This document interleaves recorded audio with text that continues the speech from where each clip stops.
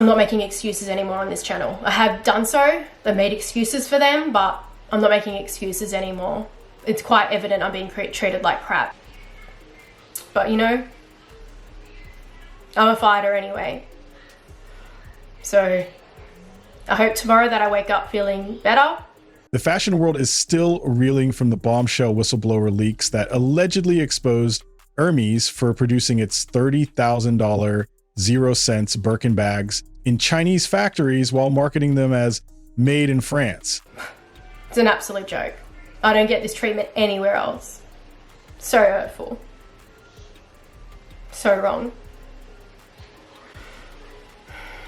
Now, the iconic luxury house isn't just denying the claims, they're suing the whistleblower. What started as a viral expose has turned into a brutal legal battle that could upend the brand's entire legacy. But the lawsuit isn't silencing critics, it's making people ask louder than ever. But what is Hermes hiding? The kind of terms that I would like it to ever be done. In everything I ever do, I feel like I'm honest. I feel like I couldn't lie for the life of me. Whether people believe me or not, that's their choice, whatever. Whether some people hate this video and some people think that I'm being salty, then whatever. Hermes just went full scorched earth. After months of whispers, viral leaks, and global embarrassment over their alleged use of Chinese factories to produce French luxury, Hermes isn't explaining. They're not apologizing. They're not even denying. They're suing, and they're aiming straight at the whistleblower who exposed the entire system. I have a lot of respect for the origins of Hermes. I have a lot of respect for where Hermes originated from, the equestrian. The luxury giant has filed an international lawsuit alleging defamation, breach of confidentiality, and theft of intellectual property. But let's be honest, this isn't about damage to a logo. This is about damage to control. The whistleblower didn't just leak a few photos. She cracked the facade of the entire Hermes fantasy. Because I feel like there is absolutely no measure of quality in any luxury house as to what Hermes produces in their items. I needed to sit down and film this video because I feel like my voice hasn't been heard and there's just been absolutely no consideration for how I might be feeling. She gave the public something the brand never planned to release, proof that their legendary handcrafted French-made Birkin bags may have more sweatshop DNA than artisan pedigree. And Hermes's response, not transparency, not accountability, just legal firepower and message. If you talk, we'll bury you. Because this isn't just about handbags anymore. This is about fear, reputation, power, and the price of truth in a world built on illusion. And why I also think it's pretty unfair on their part to have no consideration for how I might be feeling. Let's just start off with a quick recap. There's no point me just saying Hermes in general because I feel like not every story is going to be the same. The woman at the center of this legal hurricane is no influencer. She's not a TikToker chasing clout or a disgruntled employee with an axe to grind. She was, allegedly, deep inside the Hermes manufacturing ecosystem, working with offshore suppliers, navigating invoices, and watching shipments flow across borders. And what she saw wasn't French ateliers. It was warehouses in China, sweatshop style production floors. And then I got up the courage.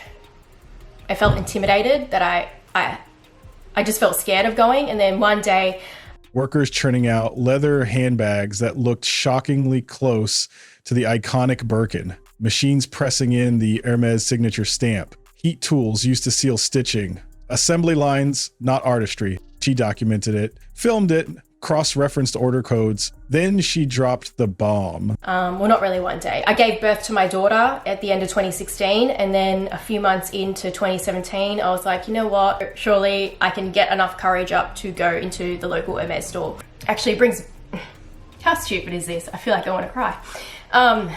She claimed Hermes outsourced major portions of the production process, cutting, stitching, even logo branding, to Chinese third-party manufacturers. The bags were allegedly sent to France only for finishing work like buckles, polish, or tags. just enough to legally claim made in France. But it didn't stop there. She wrote down the economics.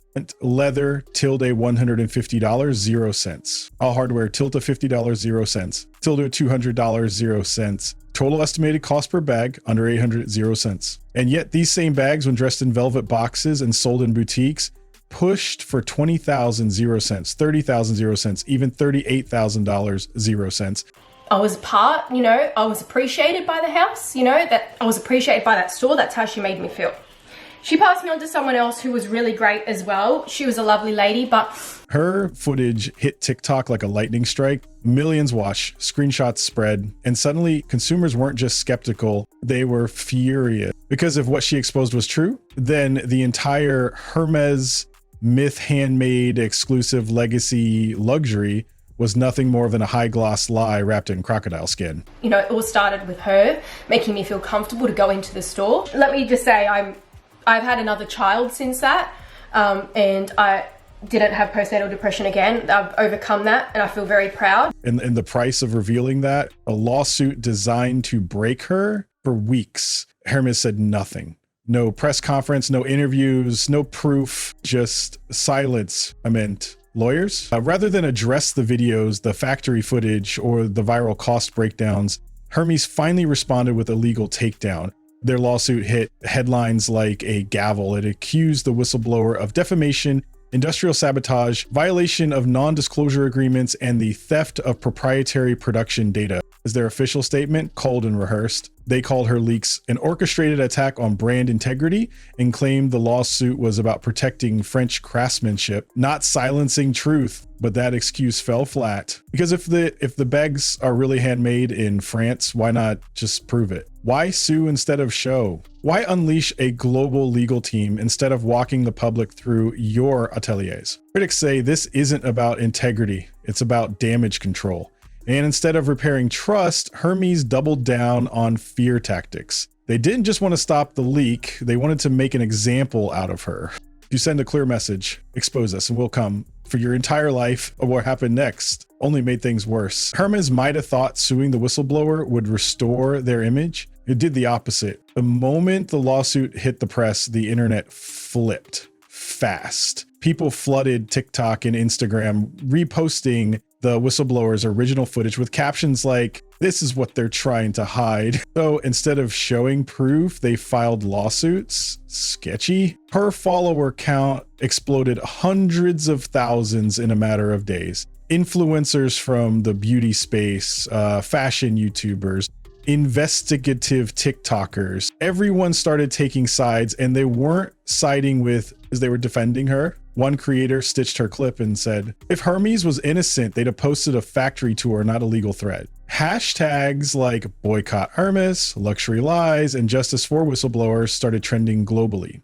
Reddit threads popped off, even mainstream fashion publications that usually tiptoe around luxury powerhouses began quietly pulling Hermes ads. What had once been an untouchable brand of mystery and elite status was now being labeled the villain of the industry. Hermes underestimated something critical. In 2025, the public doesn't care about polished PR.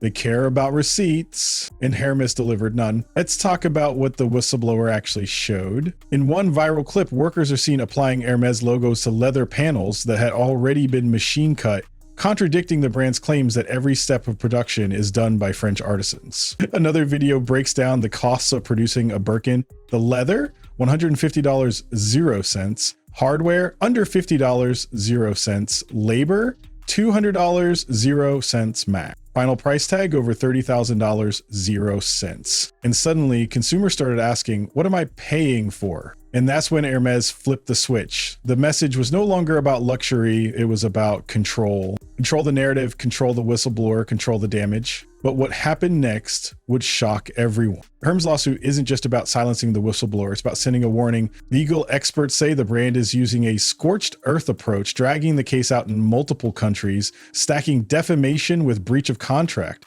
and even threatening criminal charges related to economic espionage. Yes, you heard that right. Espionage. They're painting the whistleblower as a rogue employee working to sabotage the brand for personal gain. But here's the twist. Some insiders claim Hermes had known for years that parts of their production had moved to China. If the company already knew, why sue now? Because they didn't expect her to leak it. And now they want to make sure no one else ever does. Potentially, there's some Hermes loyalists tried to defend the brand. They said outsourcing didn't matter, that Hermes still stood for craftsmanship, that the whistleblower was just bitter. But then more receipts dropped and the tide shifted. TikTok flooded with creators shredded the brand.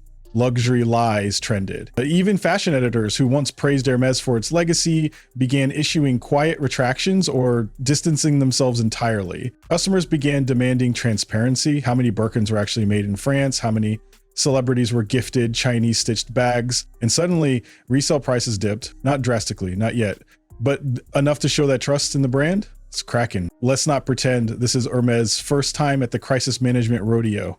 According to analysts, what we're witnessing isn't just a legal dispute. It's a classic high-stakes corporate playbook, one designed to intimidate, exhaust, and outlast. By hitting the whistleblower with a lawsuit packed with defamation claims, confidentiality violations, and intellectual property theft, Hermes isn't just demanding silence, they're buying time. Time to clean house, time to rewrite the narrative, time to quietly pivot their supply chain strategy while the public's distracted by courtroom drama. Because the second she stepped forward with proof, the real question was never, can they sue her? It was, where are the bags actually made? But now that question's buried under legal jargon, procedural delays, and media spin. And that's the point. Some insiders believe Hermes is betting on the public's short attention span. If they can stretch this lawsuit for months, maybe years, they think they can regain control, rebuild trust, recenter the conversation around craftsmanship while quietly pressuring platforms to remove any damning content.